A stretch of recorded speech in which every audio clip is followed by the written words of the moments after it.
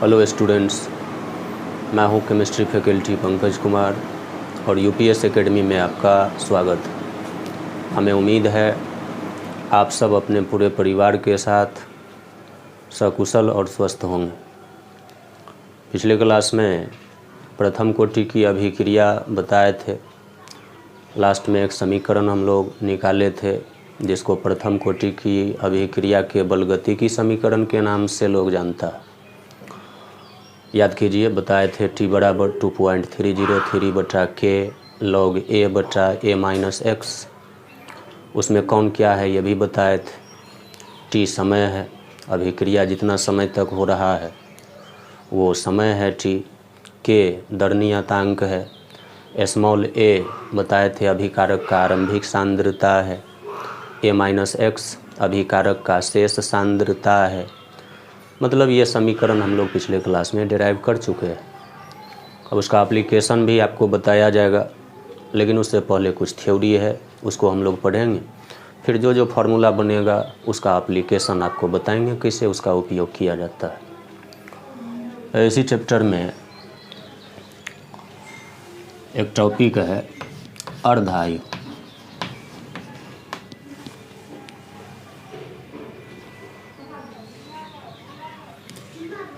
अर्ध आयु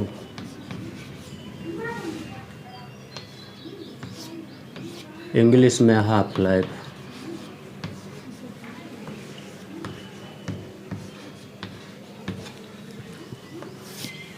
जितना भी कोटि का अभिक्रिया हम लोग इस चैप्टर में पढ़ेंगे सभी का अर्धायु भी हम लोगों को पढ़ना। जैसे प्रथम कोटि की अभिक्रिया पढ़ रहे हैं, प्रथम कोटि के अभिक्रिया का अर्धायु कैसे निकाला जाता है, उसका क्या समीकरण होता है, ये हम लोगों को पढ़ना। फिर शून्य कोटि के अभिक्रिया का अर्धायु बताएंगे। द्वितीय कोटि के अभिक्रिया का अर्धायु हम लोग पढ़ेंगे और लास्ट में आपको बताएंगे nवां कोटि के अभिक्रिया का अर्धायु कैसे निकाला जाता है। तो ये अर्धायु एक नया शब्द है, इससे पहले हम लोग इससे परिचित नहीं थे। तो जो भी नया शब्द होगा उसके बारे में बताया जाएगा पूरा डिटेल से। अर्धायु का देखिए परिभाषा क्या होता है।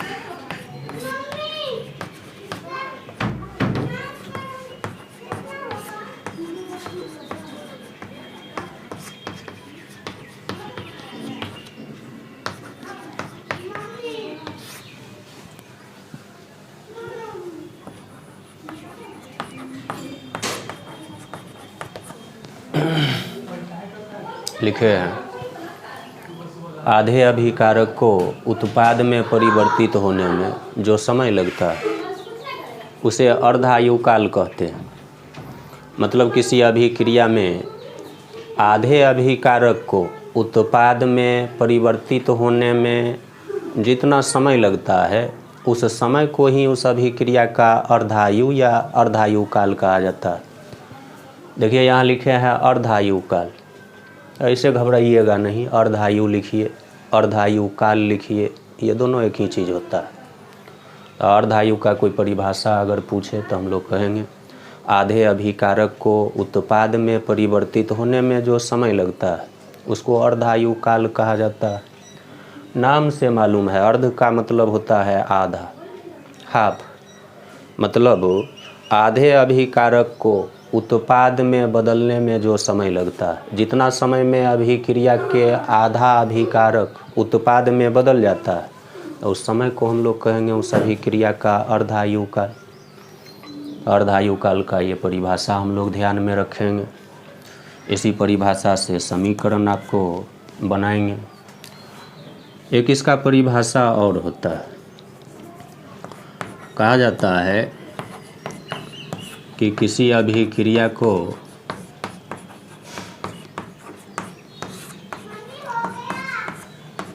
पचास % पूर्ण होने में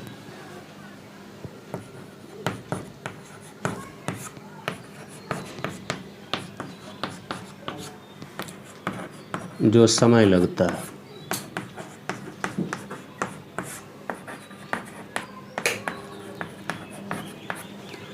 उसे अर्धायु काल कहते हैं।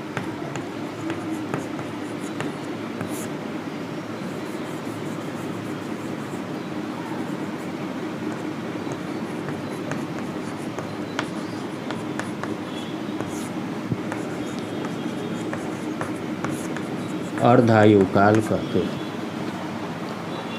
अब इसका ये मतलब नहीं कि ये दोनों परिभाषा अलग अलग चीज़ है। ध्यान से अगर इसको देखिएगा तो दोनों एक ही चीज़ बता रहा है। किसी अभिक्रिया को 50% पूर्ण होने में जो समय लगता है उसको अर्धायु काल कहा जाता है। तो इसका तो यही मतलब हुआ कि आधे अभिकारक को उत्पाद में बदलने में जो समय लगता है उसको अर्धायु काल कहा जाता है। तो इसी परिभाषा को दूसरे शब्दों में यहाँ लिखा हुआ 50% अभिक्रिया पूर्ण होने का मतलब ही हुआ उस अभिक्रिया में जो भी अभिकारक है वो आधा उत्पाद में बदल जाएगा, तब कहेंगे 50% अभिक्रिया पूर्ण हुआ। अगर अभिक्रिया में पूरा अभिकारक उत्पाद में बदल जाता है तो हम लोग कहेंगे 100% अभिक्रिया हो रहा है।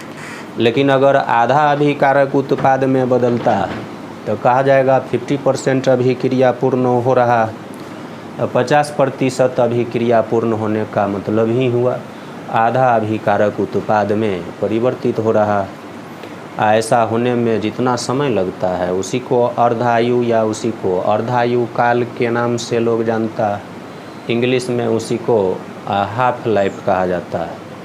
साइंस में तो केवल शब्द पर सोच दीजिएगा तो उसका बहुत सारा बात अपने आप सामने आ जाता है। इसीलिए तो साइंस पढ़ना आसान होता है।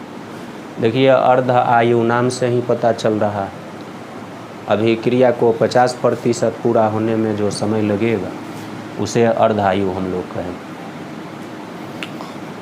अब इसको अगर हम लोग मैथमेटिकली लिखें तो अभिक्रिया को 50% पूरा होने का मतलब हुआ कि अभिकारक जो भी है वो आधा अभिक्रिया में उपयोग हो जाएगा, उत्पाद में बदल जाएगा। याद कीजिए अभिकारक के उपयोग किए गए सांद्रता को हम लोग x से सूचित किए, पिछले ही क्लास में बताए। x बराबर लिखे थे अभिक्रिया में अभिकारक का उपयोग किया गया सांद्रता। तो अगर x हम लोग लिखें a/2, ध्यान से समझिए यही कंसेप्ट। x अगर a/2 होगा, a क्या था? अभिकारक का आरंभिक सांद्रता माने थे स्मॉल a। a/2 लिखने का मतलब हुआ कि अभिकारक के आरंभिक सांद्रता का आधा, शुरू में जो अभिकारक का मात्रा था उसका आधा खर्च हो चुका है। x बराबर a/2 का यही मतलब हुआ कि अभिक्रिया में आधा अभिकारक उपयोग हो गया है। आधा अभिकारक उपयोग हो गया मतलब उत्पाद में वो बदल गया होगा। तो x बराबर a/2 अगर लिखेंगे तो t बराबर लिखना होगा t½ समझिए इसको। x यदि a/2 लिखा जाएगा तो t को हम लोग लिखेंगे t½ लिखना भी चाहिए। आधे अभिकारक को उत्पाद में बदलने में जो समय लगता है उस समय को अर्धायु काल कहा जाता है या उसको अर्धायु हम लोग कहते हैं। तो अर्धायु को t½ से सूचित किया जाता है। आपको ध्यान रखना होगा, t½ आज के बाद कहीं लिख दें तो आप इसको पढ़िएगा अर्धायु या पढ़ सकते हैं अर्धायु काल, इंग्लिश में हाफ लाइफ। या किसी बुक में इसी अर्धायु को कैपिटल T से भी सूचित किया जाता है, ऐसे भी नहीं घबराना। अर्धायु को t½ से भी सूचित किया जाता है या अर्धायु को कैपिटल T से भी हम लोग सूचित करते हैं। अभी मेरा मतलब था कि x अगर a/2 लेंगे तो t को लिखना होगा t½ हम लोग पिछले क्लास में पढ़े थे समीकरण t बराबर हो रहा था 2.303 बटा के लॉग ए बटा ए माइनस एक्स। प्रथम कोटि के अभिक्रिया का बलगतिकी समीकरण यही है, पिछले क्लास में डेराइव किए थे। टी बराबर 2.303 बटा के लॉग ए बटा ए माइनस एक्स। तो इसमें आप ये रख के देखिए, एक नया समीकरण आपको मिलेगा। जहाँ इस समीकरण में x है वहाँ a/2 लिखी, और जहाँ इस समीकरण में t है वहाँ t हाफ लिखी। x जब ये a/2 लिखिएगा तो t को लिखना होगा t हाफ, एक नया समीकरण मिलेगा। जगह है नहीं, इसको नोट कीजिए।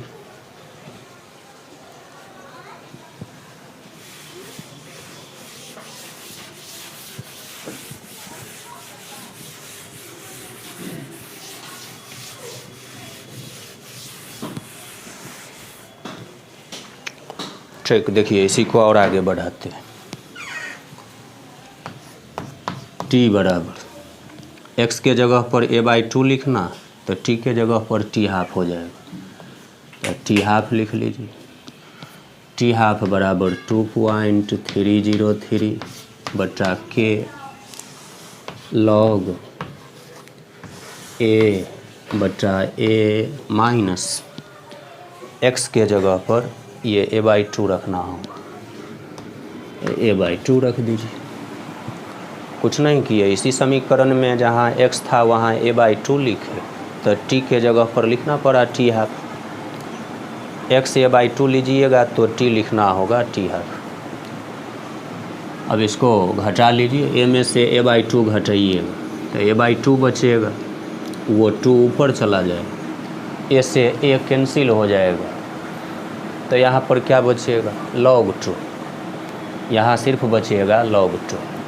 तो तब तो ऐसा हो जाएगा t हाफ बराबर 2.303 बटा के log 2, ऐसा हो जाएगा।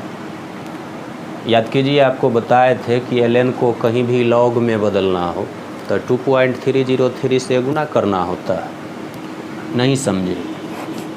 जैसे हमको मान लीजिए कोई लिखता है ln2, कहेगा इसको log के रूप में बदलिए, तो 2.303 से गुना कर देंगे, ln बदल जाएगा log में।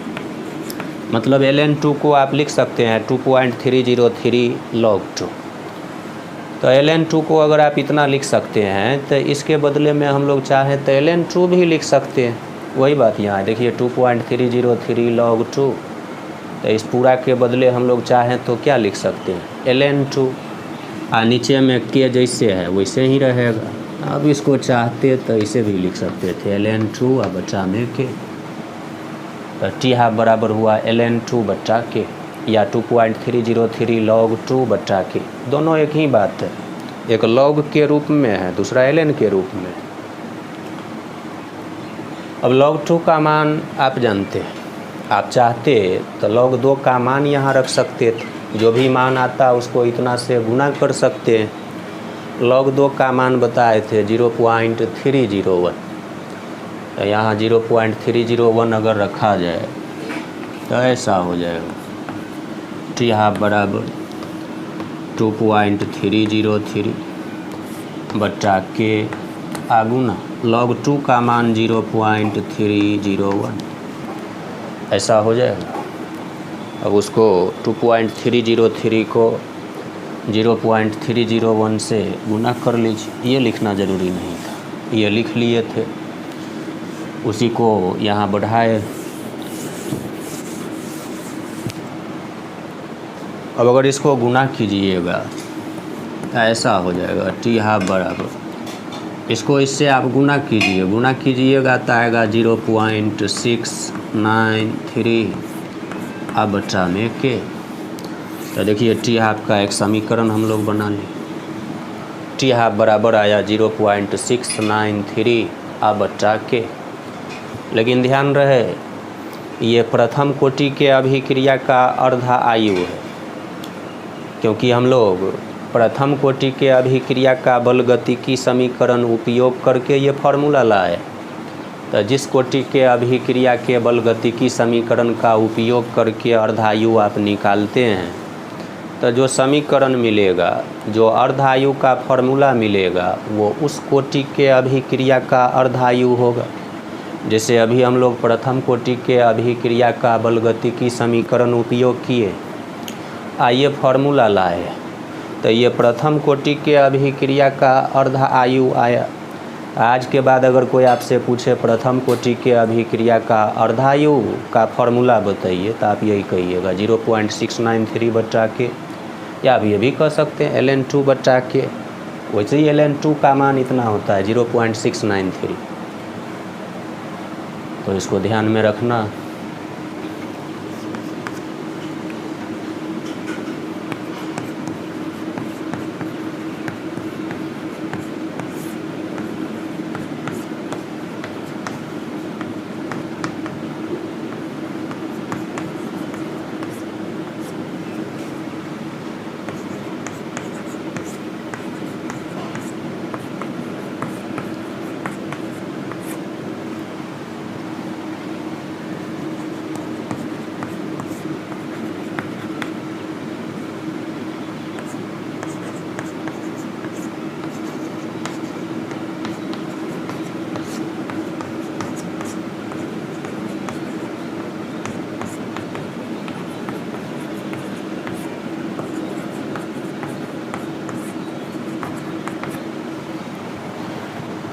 देखिए इसको समझिए, लिखे है अभिक्रिया का अर्धायु ताप पर निर्भर करता है।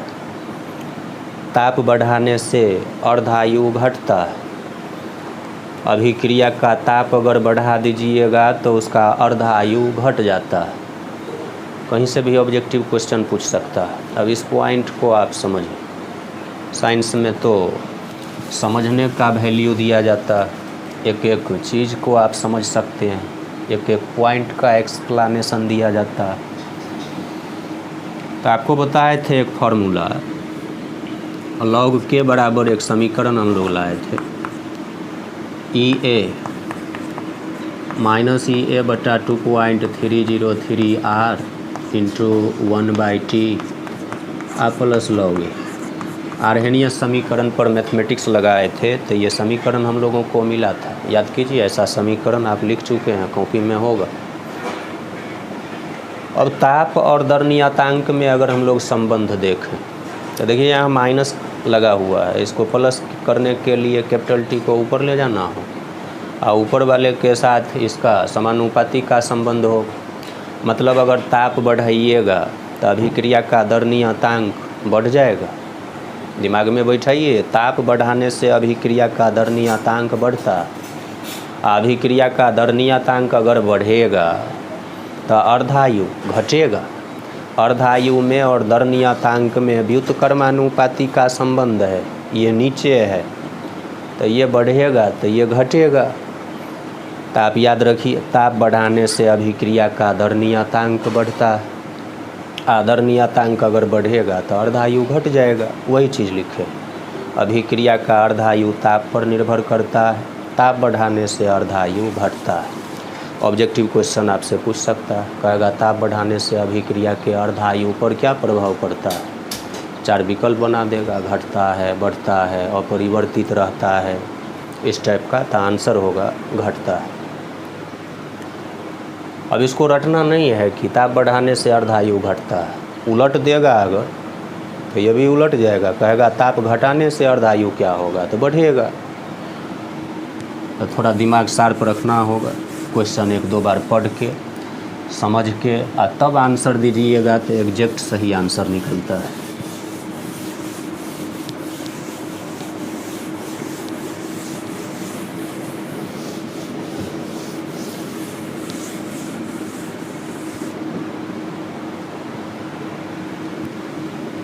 एक शब्द है पूर्ण आयु। अर्धायु पढ़े हैं तो पूर्ण आयु भी देख लीजिए। हालांकि नाम लेने से आप लोग समझ गए होंगे, फुल लाइफ इंग्लिश में हम लोग कहेंगे इसको फुल लाइफ। तो जैसा कंसेप्ट अर्धायु का है वैसा ही पूर्ण आयु का भी होगा। परिभाषा आप लोगों को कहा जाता अपने से लिखने के लिए, तो हमें पूरा विश्वास है आप लोग खुद से परिभाषा लिख सकते थे। तो इसका परिभाषा हो जाएगा, किसी अभिक्रिया को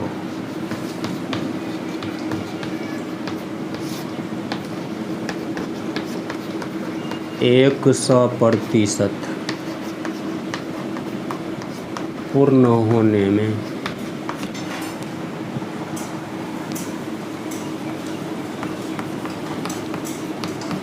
जो समय लगता है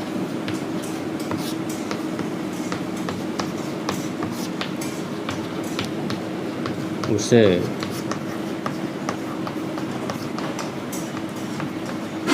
पूर्ण आयु कहते हैं या पूर्ण आयु काल कहते हैं।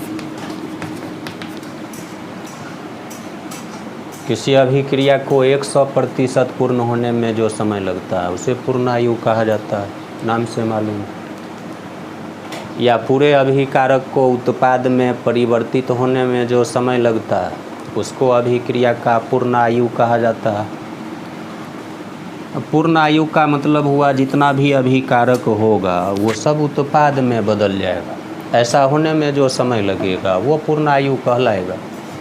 जैसे किसी अभिक्रिया में पूरे अभिकारक को उत्पाद में बदलने में मान लीजिए 1 घंटा का समय लगता है, तो उस अभिक्रिया का पूर्ण आयु 1 घंटा होगा।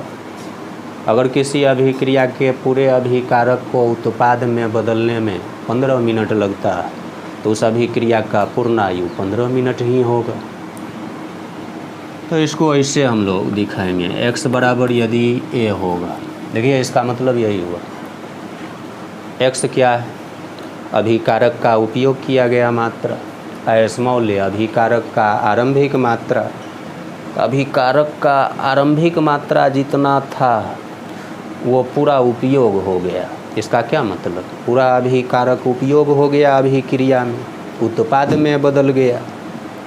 x अगर 1 के बराबर होगा तो ऐसा होने में कहा जाता है t बराबर इन्फिनिटी समय लगता है। x बराबर a होगा तो t बराबर लिखना होगा इन्फिनिटी। मतलब इसका ये हुआ कि किसी भी अभिक्रिया को पूर्ण होने में 100% होने में अनंत समय लगता है। अनंत का तो कोई अंत है नहीं, अनंत का तो कोई अंत होता है नहीं। इसका ये मतलब हुआ कि दुनिया का कोई भी अभिक्रिया 100% पूर्ण नहीं हो सकता। अगर थ्योरेटिकली हम लोग बात करें तो अभिक्रिया कभी भी 100% पूर्ण नहीं होता है। 99.999% तक पूर्ण होगा, 100% पूर्ण नहीं होता। वो आप पहले से भी जानते हैं, दुनिया का कोई भी काम 100% परफेक्ट तो होता है नहीं। बहुत ज़्यादा होगा, 99.9% सब होगा, 100% नहीं माना जाता है। आप भी याद रखिए, किसी भी अभिक्रिया को पूर्ण होने में अनंत समय लगता है। ये भी ऑब्जेक्टिव क्वेश्चन उठा सकता है। तो इस चैप्टर में अभी तक हम लोग 4-5 स्टैंडर्ड फार्मूला पढ़े हैं। उस फार्मूला को हम एक जगह कर देते हैं, फिर उस पर क्वेश्चन वगैरह सब हम लोग बनाएंगे। एक फार्मूला हम लोग पढ़े थे यही, log k बराबर -EA बटा 2.303 R into 1/t plus log a। पूरा डिटेल से हम लोग इस फार्मूला के बारे में अध्ययन किए, ग्राफ वगैरह सब भी बनाए थे। अर्हेनियस समीकरण पर मैथमेटिक्स लगाए थे तो यही समीकरण हमको मिला था। एक स्टैंडर्ड फार्मूला ये है। एक फार्मूला याद कीजिए, ऐसा हम लोग इस चैप्टर में पढ़े, log k2 बटा k1 बराबर EA बटा 2.303 R into 1/T1 minus 1/T2। दो अलग अलग ताप पर अभिक्रिया का दर नियतांक K1 और K2 माने थे। इस फार्मूला को हम लोग लाए थे। ये भी बड़ी काम का फार्मूला है। इस पर एक होमवर्क भी शायद हम दिए थे 2 क्लास पहले, जिसका आंसर 12 किलो कैलोरी हो रहा था, आया भी होगा।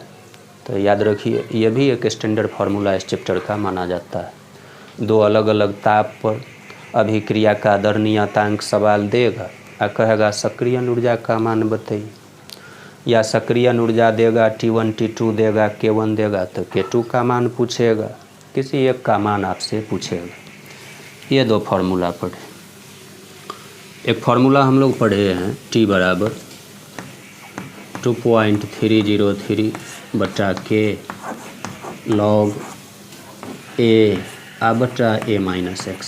ये भी बड़ी काम का फार्मूला है। प्रथम कोटि के अभिक्रिया का बलगति की समीकरण हम लोग पढ़े। ये तो एकदम ताज़ा है, पिछले ही क्लास में पढ़े। इस पर न्यूमेरिकल क्वेश्चन सब भी बनाइएगा तो ये फार्मूला परफेक्ट हो जाएगा। एक फार्मूला आज हम लोग पढ़े हैं T हाफ बराबर 0.693 बटा में K। प्रथम कोटि के अभिक्रिया का अर्ध आयु का फार्मूला यही होता है, तो ये भी आपको ध्यान में रखना होगा। और एक फार्मूला हम लोग ऐसा पढ़े, R बराबर होता है K I इंटू A का सांद्रता। R बराबर K इंटू A का सांद्रता, जहाँ कैपिटल A अभिकारक है। तो प्रथम कोटि के अभिक्रिया का दर नियम समीकरण यही होता है। याद कीजिए, प्रथम कोटि का अभिक्रिया जहाँ शुरू किए थे वहाँ एक अभिक्रिया लिए थे, A बदल रहा था P में, तो उसका दर नियम समीकरण यही लिखे थे, R बराबर K इंटू A का सांद्रता। जिस समय आपको दर निकालना उस समय वाला अभिकारक का सांद्रता रख दीजिएगा तो दर पता हो जाएगा उस समय। जैसे कोई कहेगा 1 घंटा के बाद अभिक्रिया का दर बताइए कितना होगा, तो अभिकारक का सांद्रता 1 घंटा बाद वाला रखना होगा। कोई कहेगा 2 घंटा के बाद बताइए अभिक्रिया का दर क्या होगा, तो अभिकारक का सांद्रता 2 घंटा बाद वाला रखना होगा। जिस समय दर निकालना है उस समय वाला अभिकारक का सांद्रता रख दीजिए उस समीकरण, दर आपको पता हो जाएगा। अभी तक हम लोग यही 5 स्टैंडर्ड फार्मूला पढ़े, तो इस पर कुछ क्वेश्चन वगैरह सब हम लोग बनाएंगे, फिर आगे आपको बताएंगे। इसका उपयोग कर चुके हैं, इसका उपयोग कर चुके हैं, इस सब का उपयोग हम लोग क्वेश्चन के रूप में नहीं किए। तो आइए इस पर क्वेश्चन 1-2 ठो करके देखते हैं। आप नोट कर लीजिए, इसको पूरा नोट कर लीजिए। यहाँ जगह नहीं था, बगल में लिखे, आप नीचे में ही लिखिएगा R बराबर K इंटू A का सांद्रता। ओके,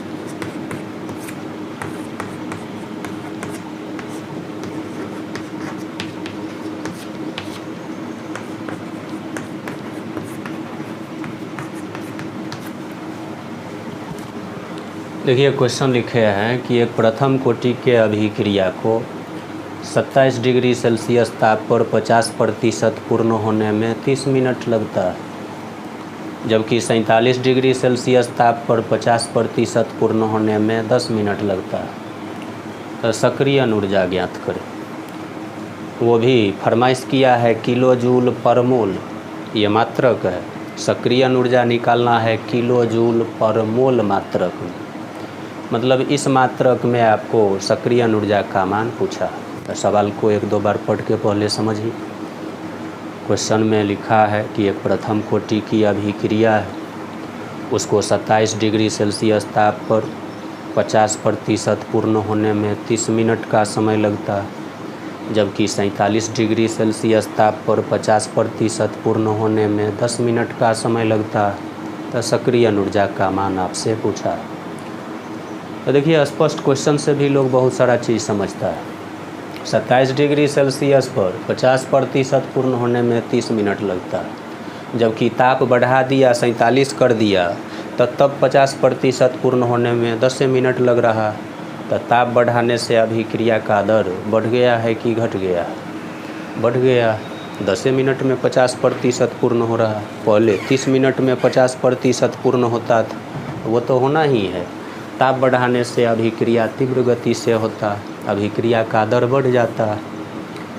हमको सक्रिय ऊर्जा का मान निकालना है। दो अलग अलग ताप पर अर्धायु दिया है, हमको सक्रिय ऊर्जा का मान निकालना है। तो फार्मूला तो यही लगेगा, ये वाला फार्मूला आप जानते हैं, log K2 बटा K1, ये बराबर होगा EA बटा 2.303 R I into 1/T1 minus 1/T2। ध्यान रहे T1 और T2 दो अलग अलग ताप है, केल्विन मात्रक में इस फार्मूला में रखना होगा। और किलो जूल पर मात्रक में, किलो जूल पर मोल मात्रक में सक्रिय ऊर्जा का मान निकालना। तो K1 K2 का मान पता करना होगा। T1 T2 तो सवाल दिया, EA तो निकालना, R का मान तो आप खुद जानते हैं। तो K1 K2 का मान नहीं दिया है, ये आपको पता करना होगा। तो उसके लिए अर्धायु दिया है। 50% पूर्ण होने का क्या मतलब? अर्धायु। अर्धायु 27 डिग्री सेल्सियस ताप पर 30 मिनट, और उसी अभिक्रिया का 47 डिग्री सेल्सियस ताप पर अर्धायु 10 मिनट। प्रथम कोटि के अभिक्रिया के अर्धायु का फार्मूला हम लोग पढ़े, T½ बराबर 0.693 बटा में K होता है। तो एक बार इस समीकरण का उपयोग करेंगे हम लोग। 27 डिग्री सेल्सियस ताप पर, एक बार 47 डिग्री सेल्सियस ताप पर, K को इधर ला लीजिए, पहले 27 डिग्री सेल्सियस ताप पर निकालिए। तो T½ 27 डिग्री सेल्सियस बराबर 0.693 बटा K 27 डिग्री सेल्सियस। K को ही इधर ला लेते हैं, ऐसा हो जाएगा K 27 डिग्री सेल्सियस, ये बराबर 0.693 बटा में T½ 27 degree Celsius. 27 degree Celsius ताप पर अर्धायु रखिएगा तो दर नियतांक 27 डिग्री सेल्सियस पर निकलेगा। इसी फार्मूला का उपयोग एक बार 47 डिग्री सेल्सियस पर कर लें। आप चाहें तो इसमें मान भी रख सकते हैं, 0.693 और 27 डिग्री सेल्सियस पर अर्धायु सवाल दिया है 30 मिनट, तो यहाँ 30 रखना होगा, इसके जगह पर 30 रख, अब भाग दीजिएगा तो हो जाएगा 0.0231। तो K 27 डिग्री सेल्सियस का मान निकल गया। ठीक इसी प्रकार से K 47 डिग्री सेल्सियस का मान निकालिए। यहाँ K 47, इसको इधर ला लीजिए, और यहाँ T½ 47, ऐसा हो जाता K 47 डिग्री सेल्सियस बराबर 0.693 बटा में T½ 47 डिग्री सेल्सियस। प्रथम कोटि का अभिक्रिया, तो प्रथम कोटि वाला अर्धायु तो लगा ही सकते। 47 डिग्री सेल्सियस पर अर्धायु दिया है 10 मिनट, तो ये हो जाएगा 0.693 बट्टा में ये 10 दशमलव एक कम किधर आ जाएगा 0.0693, ऐसा हो जाएगा। 27 डिग्री सेल्सियस और 47 डिग्री सेल्सियस ताप पर अभिक्रिया का दर नियतांक पता हम लोग लगा लिए। तो K1 का मतलब 27 डिग्री सेल्सियस जो पहले दिया, K2 का मतलब 47 डिग्री सेल्सियस जिसका चर्चा सवाल में बाद में किया। तक के इस फार्मूला का आप उपयोग करते K1 के जगह पर यही रखते 0.231, K2 के जगह पर ये रखते 0.0693, T1 के जगह पर ताप वगैरह सब जो होगा केल्विन में रखेंगे। तो आप इसको नोट कर लीजिए, ये पूरा उसके नीचे इसको नोट कर लीजिए।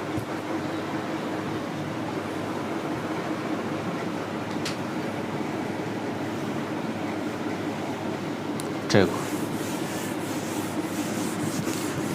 अब ये जो फॉर्मूला अभी हम लोग लिखे हैं उसी का उपयोग करना होगा।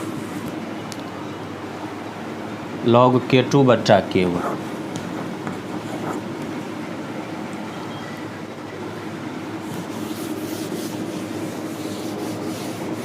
log K2 बट्टा K1,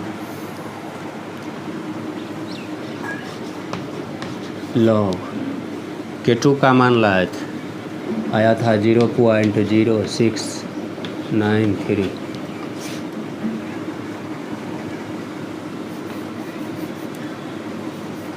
और फिर K1 का मान लाए थे 0.0231,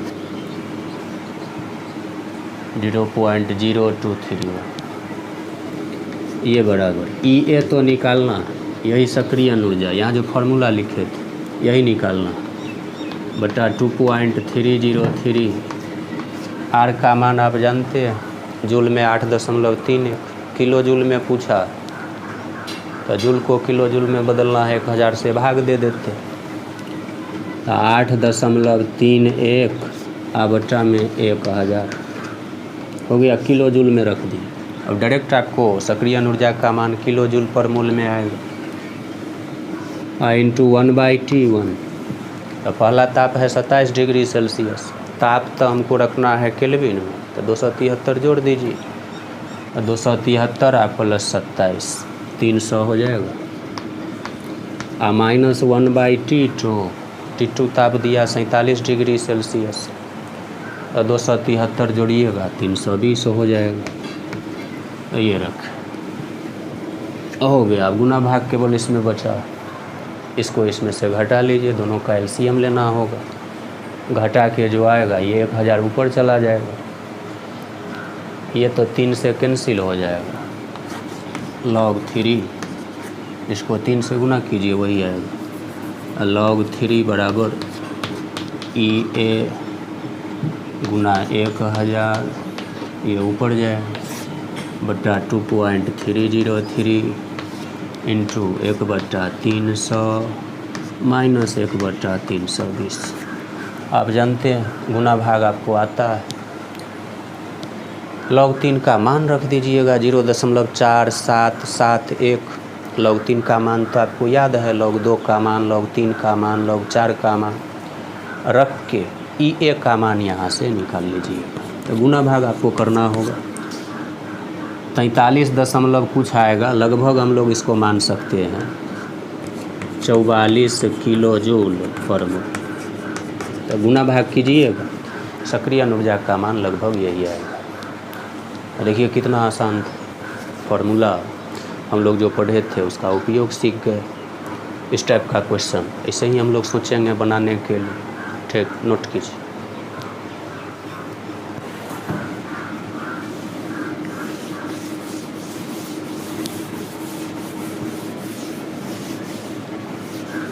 देखो हम बना एक ठो आपको दे देते हैं, अपने से सोचिएगा।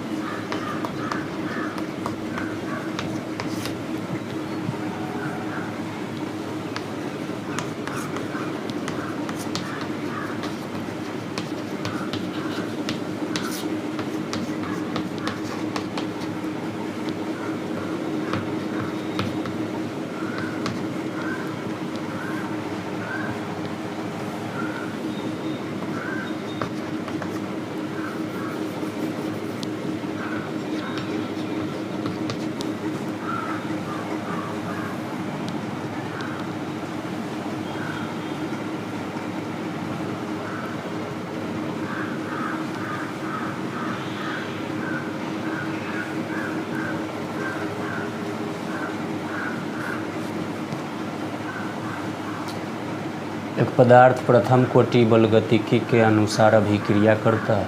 अभिक्रिया का दर नियतांक 1 × 10⁻² सेकेंड इनवर्स है।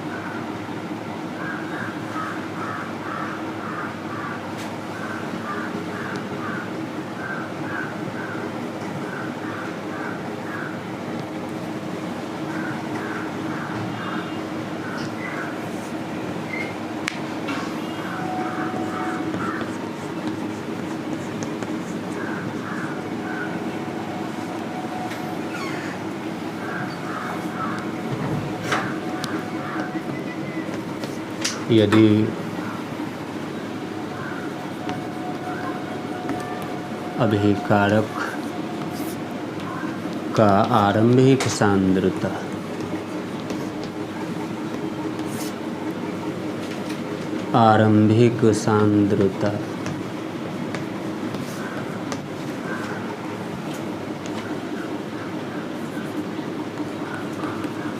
एक m हो तो 1 मिनट के बाद या पश्चात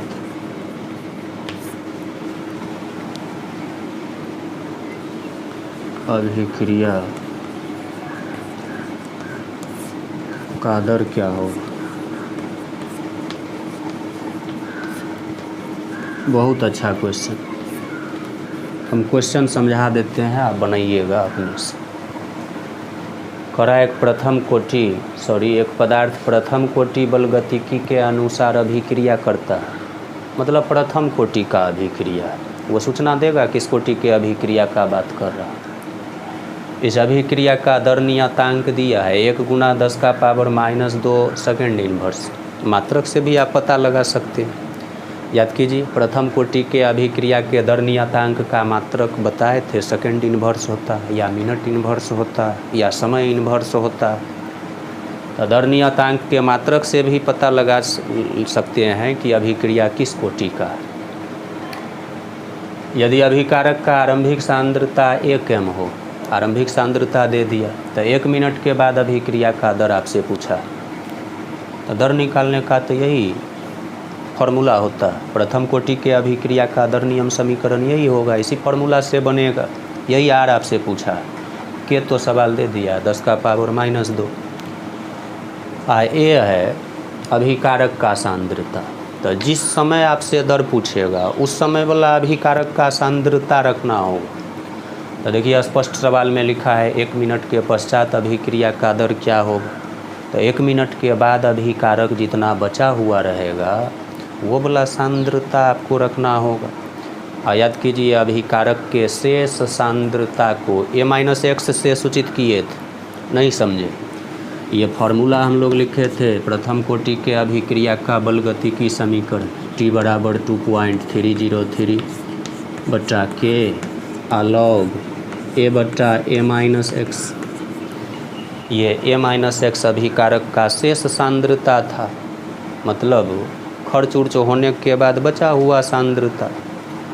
तो t समय है, 1 मिनट के बाद दर पूछा, तो 1 मिनट के बाद शेष सांद्रता क्या बचेगा पहले हम लोग निकाल लेंगे। जो मान आएगा वही यहाँ पर रख देंगे।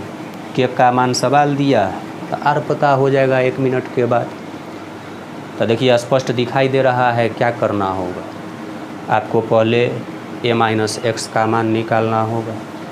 1 मिनट के बाद अभिकारक का सांद्रता वही होगा, वो यहाँ पर रख देना होगा। आर का जो मान आएगा वही आंसर हो जाएगा। तो रखिए, ठीक 1 मिनट के बाद बोला है, तो 1 मिनट में 60 सेकेंड। समय का मात्रक सेकेंड में रखिए, 60 सेकेंड। 2.303 बटा के, तो के तो दिया है 10⁻²। 1 × 10⁻² का क्या मतलब, यही हो। आरंभिक सांद्रता सवाल दिया है 1, आइए शेष सांद्रता है a-x। तो a-x निकालना, तो यहाँ से आप a-x निकाल लीजिए। हमको पूर्ण विश्वास है। लॉग एंटी लॉग सब आप जानते हैं, देखना कैसे देखा जाता है। टेबल में देख के लिखिएगा।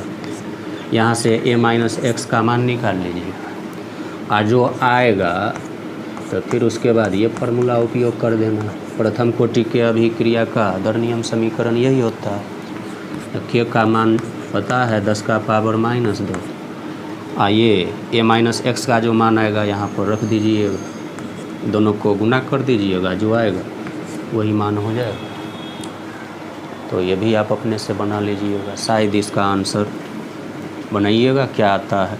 मेरे ख्याल से 5.4 गुना 10 का पावर -3 के करीब आएगा। अभिक्रिया का दर का मान यही आएगा। ठीक,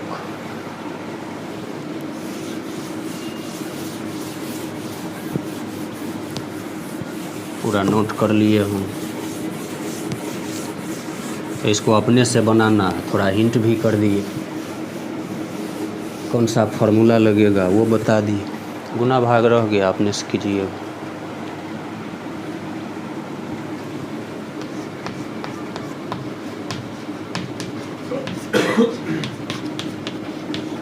प्रथम कोटि के अभिक्रिया का अर्धायु,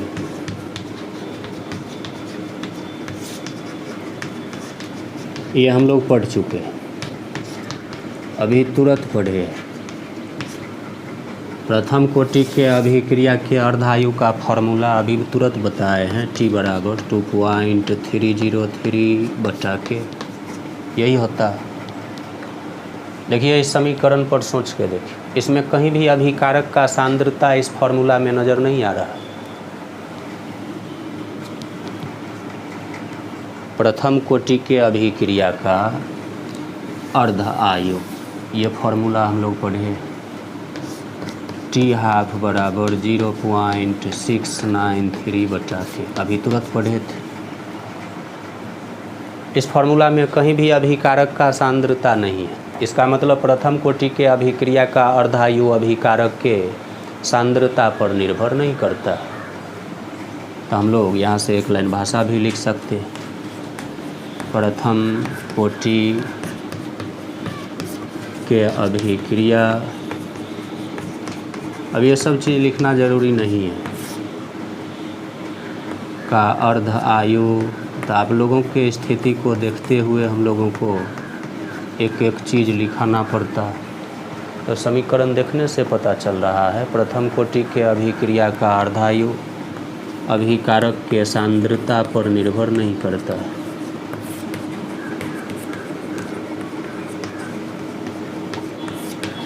सांद्रता पर निर्भर नहीं करता है।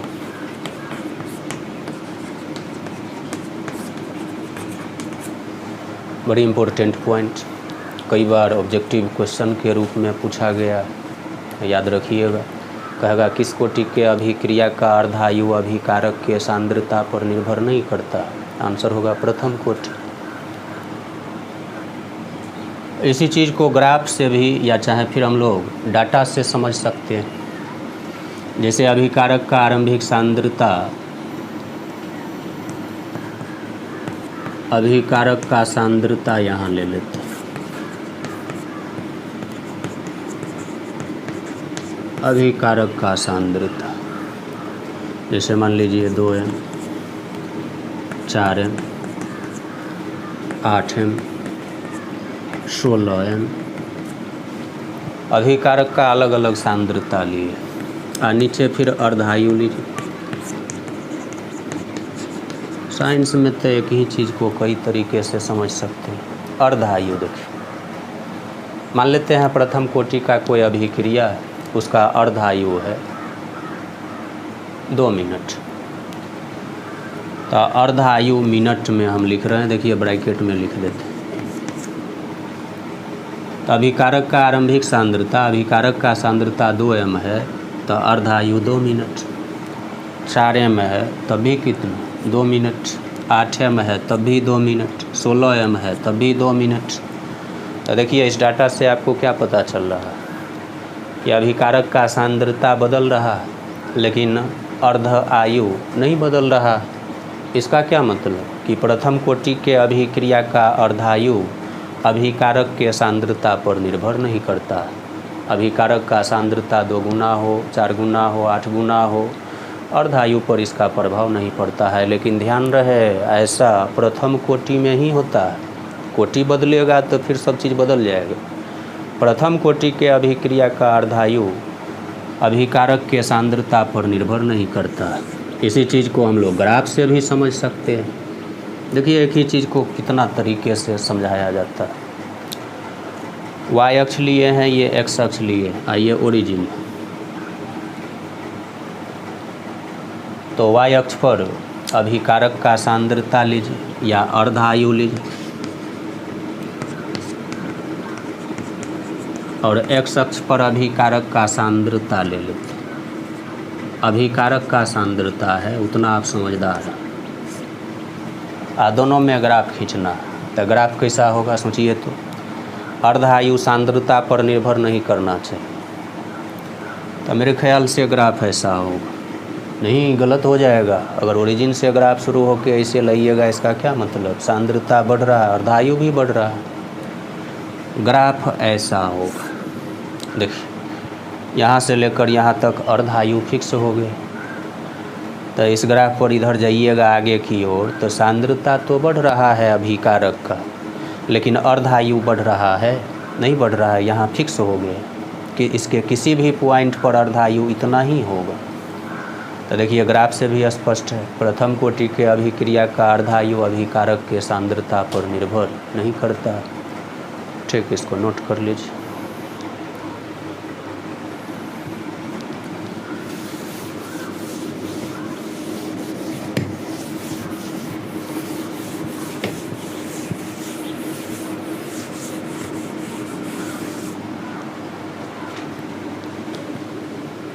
जैसे प्रथम कोटि के अभिक्रिया में अभिकारक का आरंभिक सांद्रता 1 m, अभिक्रिया का अर्धायु हम मान लेते हैं 10 मिनट है।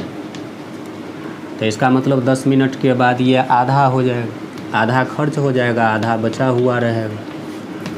अगले 10 मिनट में अर्धायु तो वही रहेगा, फिर इसका आधा हो जाएगा, 1/4 m बचा हुआ रहेगा।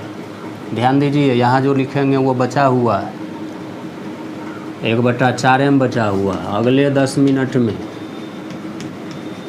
1/8 m बचा हुआ रहेगा।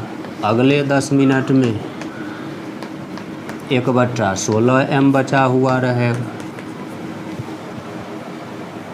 तो इसको ध्यान से देखिए। तो अभिकारक का आरंभिक सांद्रता 1 m था। प्रथम कोटि के अभिक्रिया का अर्धायु 10 मिनट। देखिए हर एक जगह अर्धायु 10 मिनट लिए, अर्धायु नहीं बदल रहा, लेकिन अभिकारक का सांद्रता देखिए बदल रहा है। पहले 1 m था, हाफ m हो गया, 1/4 m हो गया, 1/8 m हो गया, 1/16 m हो गया। अब यहाँ से एक क्वेश्चन पूछता है कंपटीशन सब में कि 1/4 m जैसे यहाँ बचा हुआ है, इसका मतलब खर्च कितना हो गया? आरंभिक सांद्रता तो लिए थे 1, 1/4 बचा हुआ है, इसका मतलब 3/4 खर्च हो चुका है। तो इसको ऐसे लिखा जाता है, बड़ी काम का चीज़ है, ध्यान से देखिए। T3/4 मतलब 3/4 लाइफ। हाफ लाइफ तो हम लोग पढ़े ही हैं। अगर कोई कहेगा 3/4 लाइफ बताइए तो वो भी हम लोग बता सकते हैं। 1/4 भाग बचा हुआ है, मतलब 3/4 भाग खर्च हो गया। तो देखिए तो कितना बार अर्ध आयु हुआ? तो 1/4 भाग शेष बचा हुआ है, तो 2 बार हुआ है, 1 बार यहाँ, 1 बार यहाँ। तो हम लोग ऐसे लिख सकते हैं 2 × T हाफ, मतलब T3/4 बराबर आप लिख सकते हैं 2 × T हाफ। मतलब प्रथम कोटि के अभिक्रिया का अर्धायु अगर कोई बता दे तो उसको 2 से गुना कर दीजिएगा। 3/4 हाफ मतलब 3/4 लाइफ उसका पता हो जाएगा। 3/4 मतलब 3/4 मतलब 3/4 लाइफ उसका हम लोग बता सकते हैं। तो T हाफ को 2 से गुना कीजिएगा तब ऐसा होगा। ठीक उसी तरीके से यहाँ सोचिए 1/8 बचा हुआ है, इसका मतलब क्या? 7/8 खर्च हो गया। आरंभिक सांद्रता तो 1 ही था, तो T7/8 को क्या लिख सकते हैं? कितना बार अर्धायु हुआ है? तो ऐसा हुआ 3 बार, 1 2 3, तो 3 से गुना कर देंगे T हाफ को। तो 7/8 एट्थ लाइफ अगर कोई पूछेगा तो अर्धायु को 3 से गुना करना होगा। 1/16 भाग बचा हुआ है, मतलब क्या 15/16 भाग खर्च हो गया। एक में से 1/16 घटाइएगा 15/16 आएगा। तो T 15/16 ये बराबर हम लोग लिख सकते हैं कितना बार अर्धायु, 1 2 3 4 बार, तो 4 × T½ तो T½ अगर प्रथम कोटि का पता हो आपको 2 से गुना कीजिएगा। फोर्थ लाइफ पता हो जाएगा अभिक्रिया, 3 से गुना कीजिएगा। 7/8 लाइफ पता हो जाएगा, अगर 4 से गुना कीजिएगा तो 15/16 लाइफ पता हो जाएगा। तो अर्ध आयु क्या, जो आयु कहेगा हम लोग आसानी से निकाल सकते हैं। तो 1-2 क्वेश्चन नोट कर लीजिए, बनाइएगा, फिर अगले क्लास में हम आपको बताएंगे। 1-2 क्वेश्चन हम लिखा देते हैं, उसको नोट कर लीजिए। ये वाला दिखा दीजिए उसी के नीचे, ये भी दिखाना है।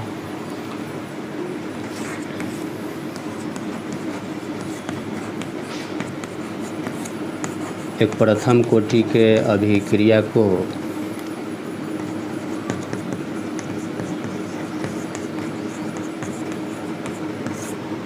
अभिक्रिया का अर्धायु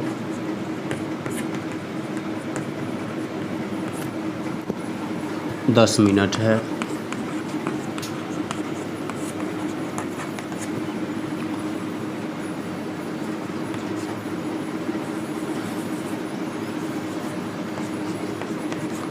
इस अभिक्रिया में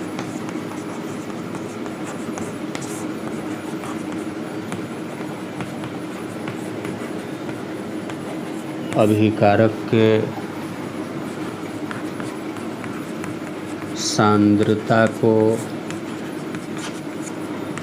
0.08 m से 0.01 m होने में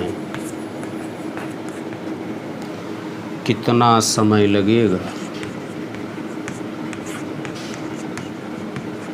कितना समय लगेगा, मतलब समय पूछा है आपसे। एक प्रथम कोटि के अभिक्रिया का अर्धायु 10 मिनट अर्धायु दे दी। इस अभिक्रिया में अभिकारक के सांद्रता को 0.08 m से 0.01 m होने में कितना समय लगेगा। m का मतलब मोलरता, सांद्रता। तो अपने से कोशिश करना है आपको, इसको नोट कर लीजिए, आंसर नोट कर लीजिए ताकि आप कोशिश कीजिए। इसका आंसर आएगा शायद 30 मिनट। 30 मिनट इसका आंसर होगा।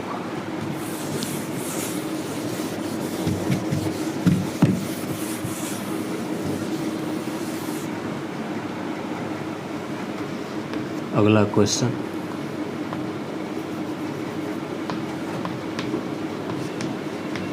एक प्रथम कोटि के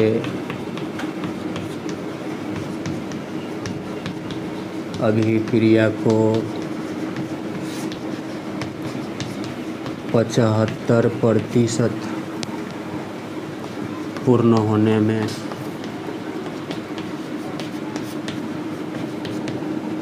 32 मिनट लगता है।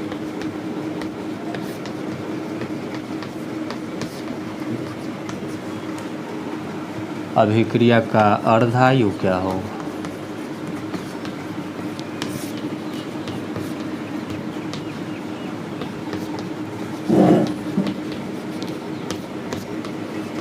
अभिक्रिया का अर्ध आयु क्या होगा। ये भी अपने से सोचना, पहले अपने से सोचिएगा तब आपको समझ में आएगा। तो इसका हो जाएगा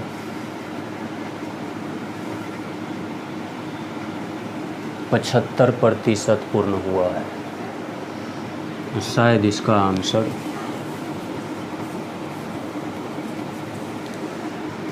16 मिनट आएगा। T½ पूछा है, T½ आएगा 16 मिनट।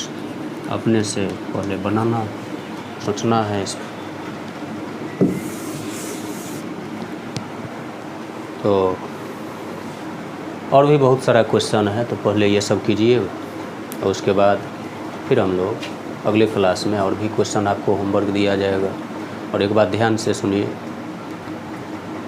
कि इस समय में जो भी लोग हम लोग यहाँ कोशिश कर रहे हैं, इतना मेहनत कर रहे हैं, इसका फ़ायदा आप तक अगर नहीं पहुँचता है, इसका फ़ायदा अगर आप नहीं उठा पाते हैं, तो ये बड़ी दुख की बात होगी हम लोगों के लिए। इसीलिए आप पूरा, हम लोग भी चाहते थे इस बुरा वक्त में अपने घर जा सकते थे, लेकिन आप लोगों के भविष्य को देखते हुए हम लोग भी तपस्या में लगे हुए हैं यहाँ, कि आप लोगों का भविष्य अच्छा हो। इसके लिए हम लोगों को जो भी कष्ट हो रहा है हम लोग सह रहे हैं। कौन दूर रहना चाहता है? आप सोचिए, सबको अपना परिवार प्यारा है। हम भी चाहते तो अपना घर जा सकते थे, लेकिन फिर भी यहाँ रुक के अगर आप लोगों के लिए हम लोग ये तपस्या कर रहे हैं, तो इसका फ़ायदा आप लोग ज़रूर उठाइए। ज़्यादा से ज़्यादा स्टूडेंट जो भी आपके संपर्क में हो, सब लोगों को फ़ायदा हो, ताकि परीक्षा में अच्छा नंबर आपको आए। और अगले क्लास में हम लोग हमेशा कोशिश करेंगे आपको ये जो हम लोग परिश्रम कर रहे हैं ये हमेशा आप लोगों को मिले। लेकिन आप लोगों का भी दायित्व है कि आप लोग भी कठिन परिश्रम करके उसका फ़ायदा आप लोग उठाइए। अगले क्लास में और आगे हम बढ़ेंगे। थैंक्स।